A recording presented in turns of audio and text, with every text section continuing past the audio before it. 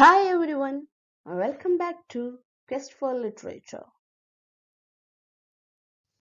Today we are going to see about the literary form dramatic monologue.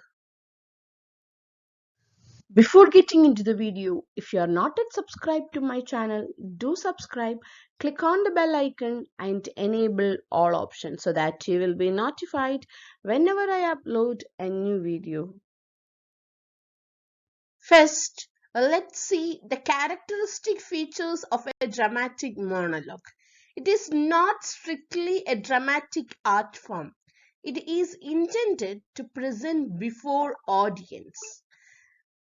It is a poetic form. The chief exponents of the dramatic monologues are Browning and Tennyson.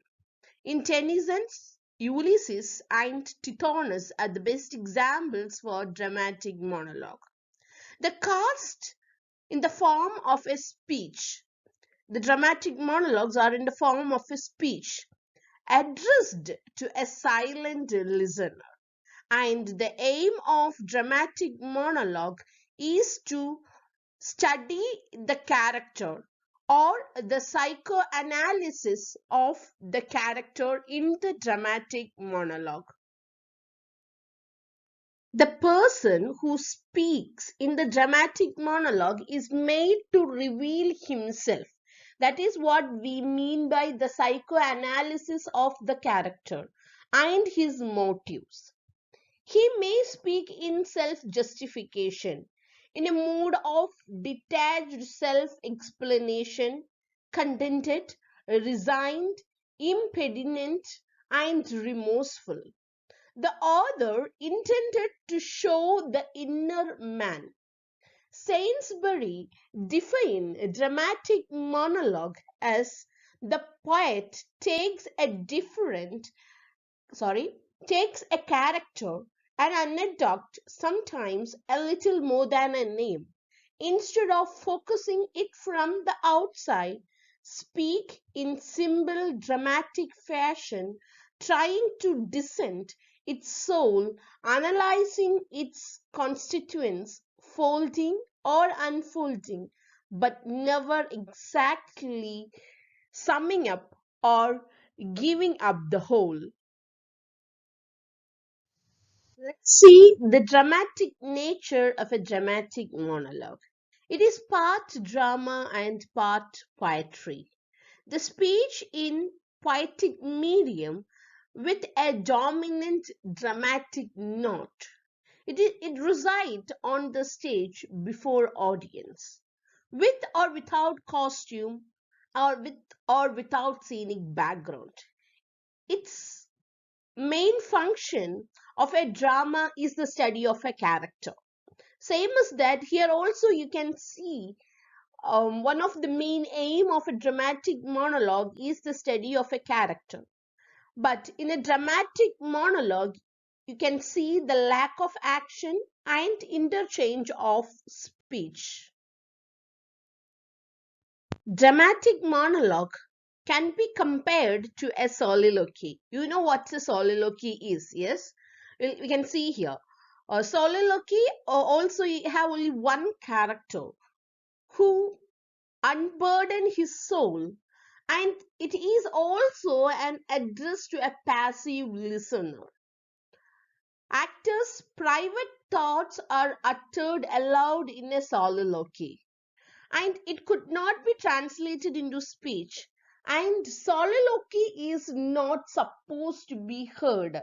That is the difference between soliloquy and dramatic monologue. Dramatic monologue is meant to be heard, whereas soliloquy is not supposed to be heard. Let's see Robert Browning's contribution to the form of dramatic monologue. Robert Browning's poetry are the finest dramatic monologues which we can ever see in literature. My Last Duchess is one of my favorite dramatic monologue of Robert Browning. What he does is he creates personality of a figure, historical or imaginary, far far removed in time and nature from himself. Browning utters his own thoughts through the mask of the other character. Browning's masterpiece are The Ring and the Book, which is a series of 10 lengthy monologues. Each one is the story of a famous trial in Italian history, and each thing it has a prologue and an epilogue. And the next one is Mr. Sludge the Medium. Here you can see the self vindication of a contemporary American spiritualist. And the other dramatic monologues are Bishop Bolgram's Apology, Andrea del Sato, then the Epistle of Kadish. And all these monologues appear in the volume Men and Women. Arthur Simon says about Browning, as such monologues never have been, probably never will be, surpassed on their own ground after their own order. Such is the quality of the works of Robert Browning. Nobody can beat with the works of Robert Browning.